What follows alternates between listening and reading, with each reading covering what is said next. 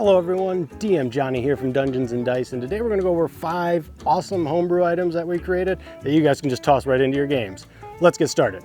Get it on. First item is the Crown of Echoes. Could be the helmet or even a pendant if you want, but basically what you do with this is you spend 10 minutes focusing, and with this magical item you then gain proficiency in an ability check of your choice for the next hour, or tools. It's either tools or ability checks for 1 hour. So of course the player is gonna have to remember this, and as a DM you're gonna have to remember as well, but it's, it's mid-tier. I would probably give it out around 4 or 5. And this can only be done once per long rest, so you can't just keep stacking it. But if you run into a door that's locked, this will of course be like, well, let's just get, you would need lockpicks, but this is gonna give you a better chance than not having lockpicks. Number 2 is a spear, because I don't think spears get enough love, and we're gonna call this one the Demon King Spear. I actually did this one over in my Tears of the Kingdom items, if you wanna go check that one out. And it depends on what rarity you hand it out at. It can be +1, +2, or +3. And at the beginning of combat, what you do is you roll a d12. Odds it is radiant damage, even it is necrotic damage. And that's how it is through the entire fight. Otherwise, it is just normal magical damage. This is also a D8, not a D6 spear, even if you're using it as one-handed, because I think that is silly, that it is a D6. It really hampers anybody wanting to use a spear. And in a rare instance, it is a finesse weapon, because there's not enough of those past the rapier. And as the DM, you might want to nerf this next part, but I give it 2 charges, and when you land a strike, the damage die plus your proficiency modifier, that's what you're healed for, twice per day. Nerf it if you want, maybe make it temp HP, but again, give the spear some love, people, come on. Number 3 is the Gloves of Elemental Manipulation, and I would actually make this as like an action just in case you want to do it in combat. But what it does is the gloves basically send off a little magical thing into your melee weapon. You could do bow if you wanted as well.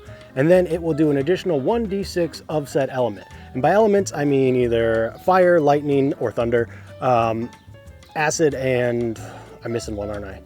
Frost. The base elements, nothing necrotic or radiant, anything like that. This only lasts for a minute, so either A, you want to do it when you're ambushing, or B, like I said, as an action, because it is a D6. It's a lot of extra damage, so I would make it an action to do in combat. Number 4 is called Dag's Training Ball. This is actually a Kong ball that, this is Juno's training ball. She loves this freaking thing. I actually have to hide these because when I throw frisbees, she won't drop this, and then I have to go get the frisbees. It's ridiculous. Anyways, this ball is just something I made when I was playing with my dogs. Like, that could be a decent magical item. So if you throw this ball towards either a dog type creature, like a wolf or a dog or a fox or a jackal, I don't know, whatever, any type of dog-like creature, that creature will have to make a wisdom save or get distracted by the ball. Basically need to use their action to try and go get the ball. Very specific, I know, but also pretty cool. In addition, if there are multiple dogs, that means there is now a athletic strength grapple check for them trying to get the ball away from each other, assuming one of them doesn't succeed on their wisdom save. For number 5, we have the Timekeeper's Hourglass. I really should just have a freaking hourglass or something. Who has an hourglass? I guess I don't. I don't know why I thought I would. But what this one does is basically you hold it up, and as an action, anybody within you hold this up, and anybody within 10 feet of you basically has to make a wisdom save. It's up to the DM what it is. We have 17 because we want it to be strong, or they lose half of their movement. Not a super long radius, but it is enough to mess with individuals that are fast, like quicklings, for instance. Okay, that will do it for me. Thank you to my patrons, and hey, if you like these magical items, $1 a month, we're at 50-ish or something like that now, quite a bit. We do have feats, and we do have non-combat pets, and the Wheel of Fate is just we have so much stuff for just $1. Go check out that Patreon. Here are my $5 patrons.